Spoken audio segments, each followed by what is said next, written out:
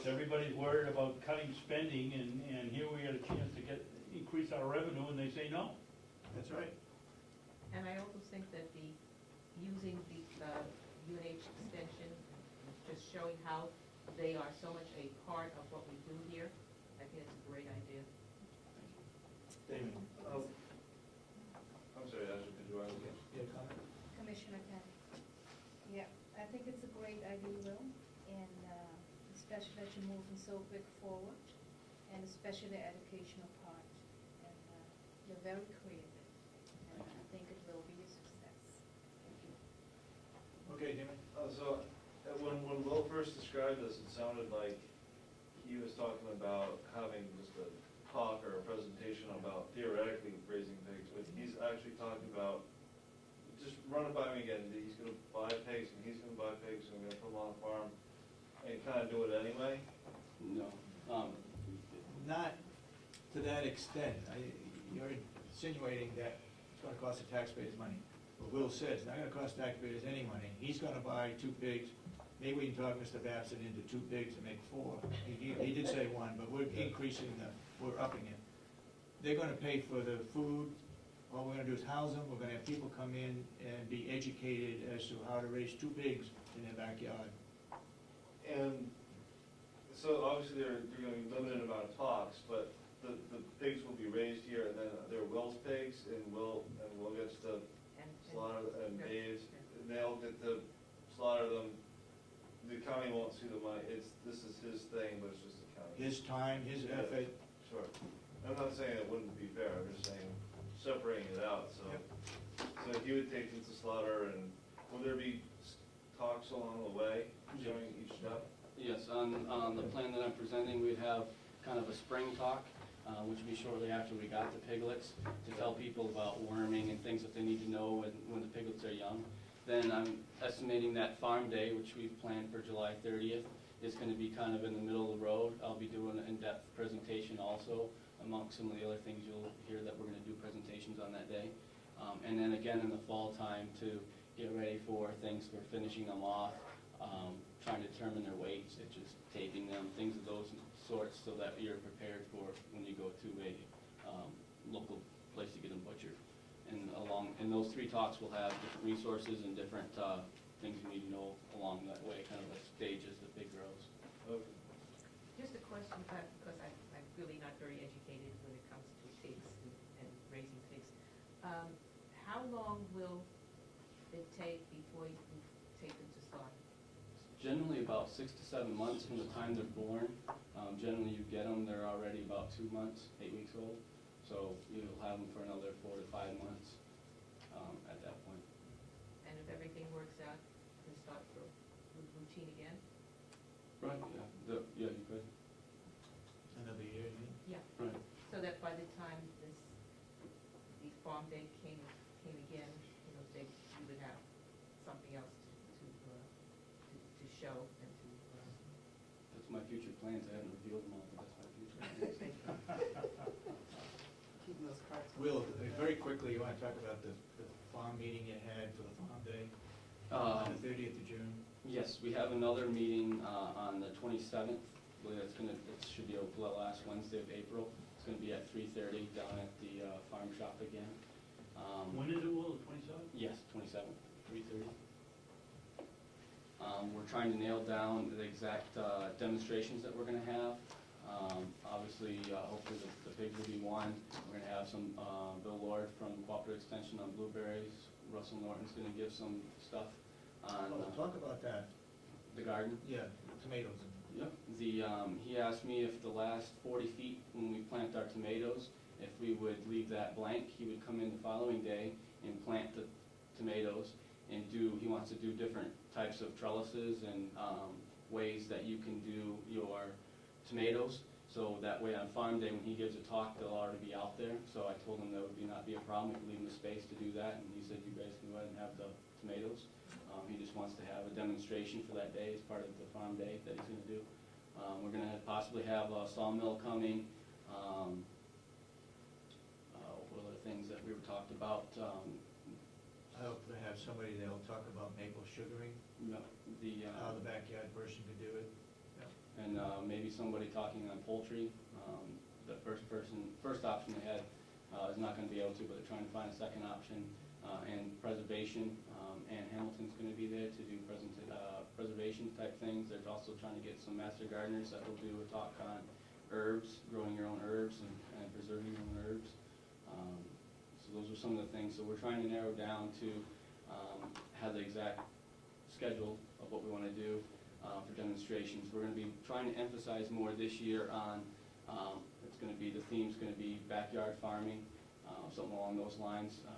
And we're trying to make it, we have demonstrations so people can come. It's an educational day also, along with the things that we had last year.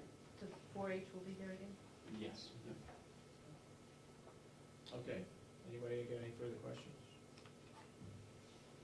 There's a really good person, I don't know if he's still there, the Redwood Museum, that goes around and gives talks on poultry.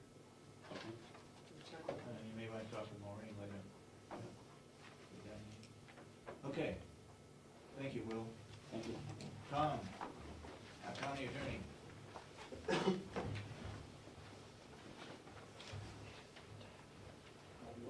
Afternoon. Sorry to keep you waiting. No problem. We talked about the impound law. Okay.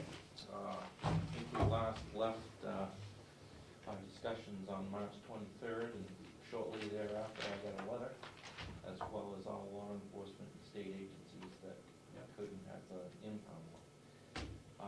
Then I think I was going to discuss this with the delegation and didn't get the opportunity to, and they directed me back to you. I am here today. They cut the 10,000 out of there before the 250,000 that we had to cut. So, basically, the money is not there to do it. However, there is $1 in there for the impound yard in the commissioner's budget. If we have money, as the year goes along, if we have extra money, we'll putting it into the impound yard. My personal feeling, we haven't discussed it as a board, but that would be the idea. I talked with the farm, and what are you shaking your head for? I know you didn't want it, but that's all No, right. but I'd like, when my opportunity comes, I'd like to Okay. say something. All right, Will had written off his program for cutting it out, but as I talked to him the other day, he can work it in to cut it out. We need to find enough money to stump it and to bring in gravel for the first start, okay? Yeah. And so what else is your concern regarding the impound yard, I guess? Well, my immediate concern is that this is like a cease and desist. Yeah. And, Because we didn't have any money, what else could we do? Right, but I've got ongoing cases. Yep. And I personally visited what we now determine is the impound area. Yeah. I found out it's not an impound yard. It's not secure. I've never seen such a facility. But I've got cases, I've got police departments on hold. I just need a decision, I guess, on what I can put here until we get this facility, or if you commissioners decide there's some way, I guess, as may be suggested by the chairman of the delegation, to move forward piecemeal, or whatever you can come up with within your board, within your budget. Okay. That wasn't a decision by the. What's that? That wasn't a decision by the delegation, they just cut it. Well, right, but then there's the reality of what's left open, and so I'm just here to, because, when I don't have the money and I absolutely need the service or the item because of either, in continuing with law enforcement or continuing with cases, I guess I was directed that we need to just get it from other sources. I was in support of the impound yard. Delegation, and I point blank asked them, I think twice, maybe even 3 times, as to what their recommendation was. And they point blank said, write the letter to all the towns, including the state police, that this would no longer be a place for their vehicles to be delivered and have any security. They didn't say anything about the county attorney or the sheriff's department. they did say that they could put their cars in back of their own police stations.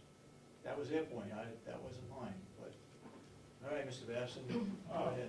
My immediate reaction to it, Mr. Chairman, is Representative McCarthy read the RSA's, and one very clearly says that an elected official that spends money that isn't appropriated is liable for and can be charged. And you didn't appropriate any money for a impound yard. You put $1 in it to keep it open in case you get a grant or something else.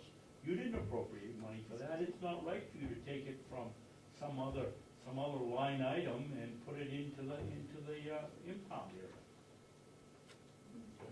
We did, excuse me, we did have an appropriation in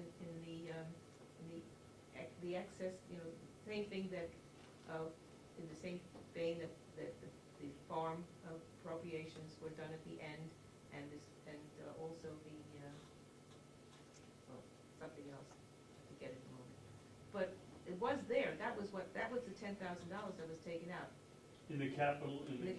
improvements, yeah, So you've taken it out, so you don't have an appropriation. right, at the moment we. So if you take and spend money on something that money isn't appropriated, according to the RSA that the Representative McCarthy read, that's not legal. And we should straighten that out here in this county before it goes much farther, because it isn't just the county attorney that moves money around.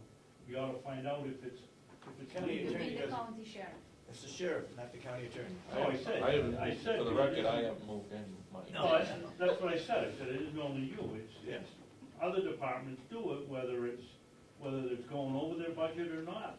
A lot of them move money around in not, and is it legal? We ought to find out. According to what Representative McCarthy said, and the RSA's say, and that is that we can put a policy together to any department and say, if you go over that particular line item, you have to get permission from the 3 commissioners to overextend that line item. They can't, should not go over the bottom budget. We have had in the past, years ago, 1 or 2 departments that went over their bottom line, and we had to get permission from the delegation to get money from another department to put it in. With $1 in the commissioner's budget, we could overspend that $1. Well, I With think the that's- agreement of the Board of Commissioners. I think that's what comes into question with what you read, Mr. Chairman. I believe it said that you actually had to get, the department actually had to get written approval to exceed a line item, I think is what he read. Yeah, that's true. And so, we If- ought to clear up this ambiguous situation that we have here. Who was right? Who's doing? What he did was, my interpretation was that he encouraged us to put out a policy to all department heads that they had to stay within their line item, within their budget, and if they went over one line item in that budget, they had to get permission from us to go to overexpend it. That's what I got out of what he read. Right. Plus what he wanted to do. Right. So if you take money from another line item for the impound area, which you appropriated only $1, you can build your heart content up to $1. But other than that, But what's to say that the Board of Commissioners, according to what he said, a line item could be overspent as long as you stay within the you're bottom right, line. you're right. The budget. So we've got Right. $1 in there, so we could overexpend that $1 if we can find other money within that department. If we can't find it within that department, then we have to approve it, we have to go to the delegation to move it from one department to another. That would be my interpretation. I think you might be right, as you I read. think, If I remember correctly, it was Representative Merrill who said that as selectmen, they can't go over the bottom line, but they can move money around within that area. And I think that's what we're talking about here. and that's been done over the past, except some Right. departments have taken advantage of it. At the end of the year in particular, that would overspend